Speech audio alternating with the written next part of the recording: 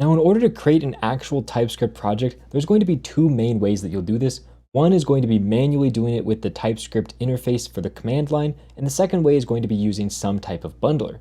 In this video, I'm going to be talking all about how you can do it using the TSC TypeScript command line tool, and then in the next video, I'll cover how to do it with a bundler. So what you want to do is you want to create a project with npm. So we can just initialize a project real quickly by saying npm init. And if we pass in -y, that'll just give us all of the default values for our package JSON, which is perfectly fine.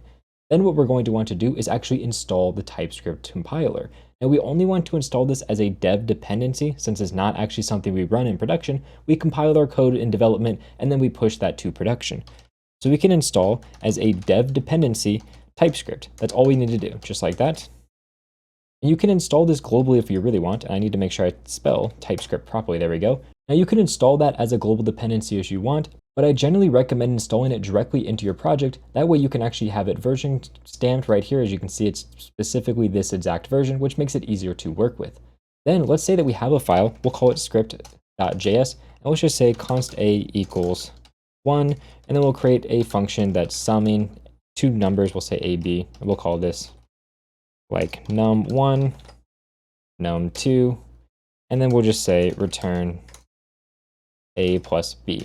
There we go. So we just have some random JavaScript code, and let's actually change this to a TypeScript file. So we have this as TypeScript code.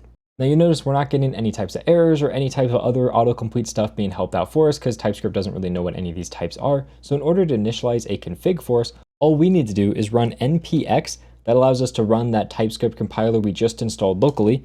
And we type in TSC, that's the name of the TypeScript command line tool that we just installed. And we want to pass in --init. That's going to allow us to create an initialization config file. Now you can see immediately we have this ts config file, which if we just scroll through this real quick, you can see has a bunch of comments explaining all of the different options, as well as some really basic options automatically configured for you. And as you can see, this is a quite large file with a lot of different things that you can configure. We'll talk about this later in the course, but it's not super important to understand what everything inside of here does, but you can obviously change this as you want. We'll just leave it as is, and immediately you can see we're now getting errors because we don't have these things typed.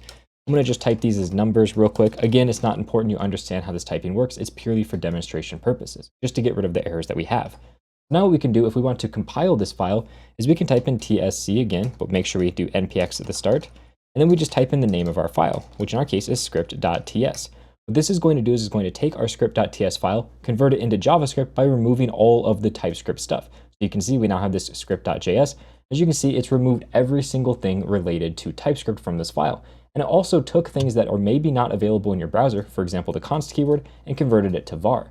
And based on your TS config, you can determine what you want to do. For example, here our target is ES 2016, which is quite an old version of JavaScript, but that's why it's converting our const into var, just to make sure that that is available inside of the version of JavaScript that you're specifically targeting, and you can change this to whatever you want. Now let's say, for example, our code actually had an error. For example, we try to call this sum function by just passing it one number instead of two. You can see we obviously have an error. If we try to compile our code like this, you'll notice that we're going to get a console error being printed out, essentially saying, hey, it cannot run this code because there's this error in the code. But if we go and look at our output, you'll notice it actually changed our output. You can see it's calling that function with one argument. If you don't want this to happen, one thing that you can do when you run your command is you can also pass it the no emit on error flag. And essentially what that's going to do is if there's an error, it won't actually output a JavaScript file. So we can delete that file and we're going to run this again. And you'll notice it's not going to output that JavaScript file until we remove our error, for example, by passing this two different numbers. Now when we run this, it's going to be correct code, so it'll actually output that JavaScript file. So if that's the behavior you want, make sure you have that option either enabled in your config file here. If we just search for no emit on error, you can see that we have this option right here that we can enable, or make sure you pass it into the command line directly. Now, this is the most basic way of using the command line to actually compile your TypeScript code, but in 99% of use cases, you're not going to be setting this up manually. Instead, you're going to be using some type of bundler or framework that does all of this work for you. And in the next video, I'm going to show you exactly how to do that using Vite.